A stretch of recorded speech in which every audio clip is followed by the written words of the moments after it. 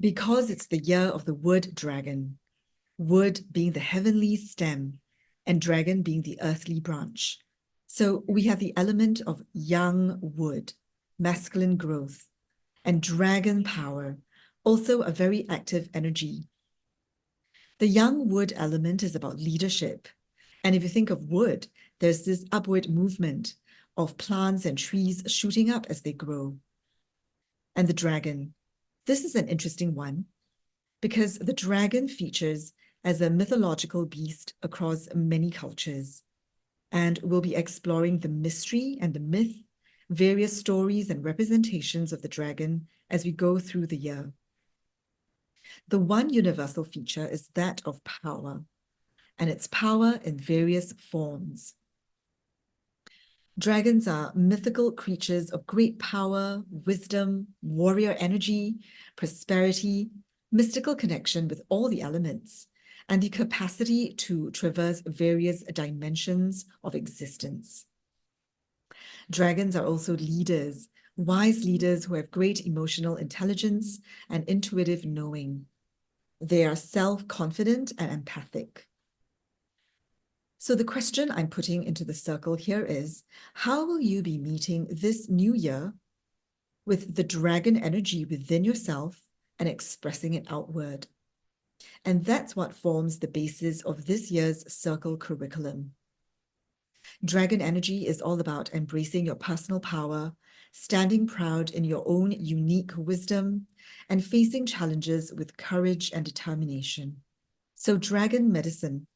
These circles are all about supporting us women to come back into our power, specifically our feminine power. And there have been so many ways in which we have felt and have been disempowered. I love this excerpt from Letters to a Young Poet. How should we be able to forget those ancient myths that are at the beginning of all peoples?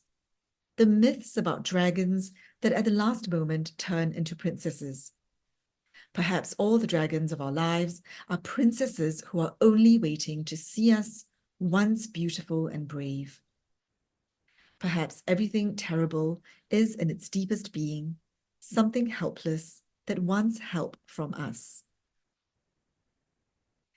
I find it interesting that dragons are often associated with princesses, and in upcoming circles, we'll be exploring the archetype of the princess. So we'll be understanding power dynamics in terms of lack of power, misuse or abuse of power, and the healthy wielding of power as well. Another example when I think of dragons is that of resources. So the treasure or the gold that a dragon protects and hoards. We'll be examining issues around lack and scarcity, perhaps financial challenges and resistance towards prosperity. In numerology, 2024 is an 8-year, a number of abundance. So how can we stand strong in our worth and bring into our lives people, money, resources that are of value? That's one of the ways in which we will use dragon medicine. And then the dragon, in some esoteric traditions, refer to the life force energy, a primal and primordial power that we can learn to access. So we'll also be looking at and engaging in practices to cultivate this. And what we're really focusing on are the high energetics and frequency of our light bodies. So that's 2 quick examples of how this year's circle curriculum will flow with the dragon theme. And in Chinese astrology, just to say, we're moving from one cycle to the next. It's a new 20-year cycle that is also the end of a 108-year cycle. If you couple that with Pluto moving into Aquarius, this is just such a powerful and potent time, especially for women, to come into our power, to take aligned action and create change in your life. So we'll be doing that in circle together and rest in this sanctuary of sisterhood. And this is how our monthly circles will flow. We'll have 12 circles divided into 2 parts. The first half is all about connecting with your dragon. From February to July, you'll be introduced to your dragon energy. You will form and develop a relationship with your dragon. It's important to have a foundational understanding of what and how dragon energy operates, and we each have a unique relationship with our dragon. So the first half is about getting to know her first.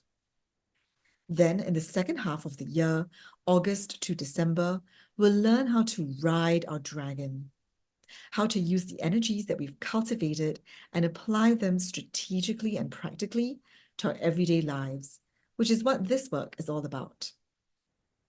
And also how to care for your dragon, your feminine life force energy, to ensure that you don't get exhausted or burnt out.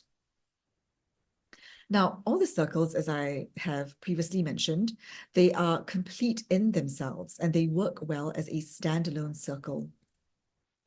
But in crafting this curriculum, there is also a larger goal of making circling a lifestyle practice, where as we circle each month, every gathering builds on the other.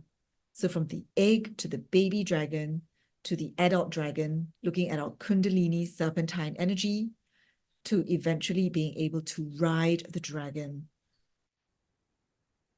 My dream and my hope is that we will circle together as a sisterhood, witness and support each other in connecting with our dragon, with our power. From birth to caretaking, to tending, to growing, and to playing. To form a deeper understanding of this primordial life force energy that you have inside of you. And here are some visuals, some examples of the divine feminine dragon energies out there. I'm excited to delve deeper into these existing archetypes because the work of connecting with your dragon is about becoming the co-creator of your life. In terms of practices, there will be movement, art activities, energetic techniques, etc. And today we'll be doing a practice together. Since we're at the very beginning of our circle cycle, we'll be starting with the dragon egg.